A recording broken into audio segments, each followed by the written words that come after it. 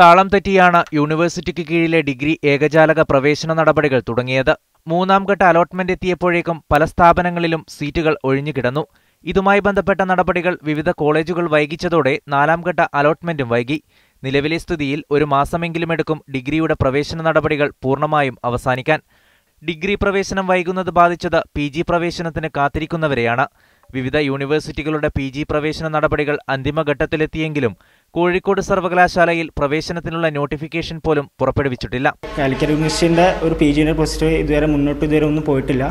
അധികൃതരുമായി കോൺടാക്ട് ചെയ്യുമ്പോൾ വ്യക്തമായ ഒരു സാറ്റിസ്ഫാക്ടറി മറുപടി തരുന്നില്ല.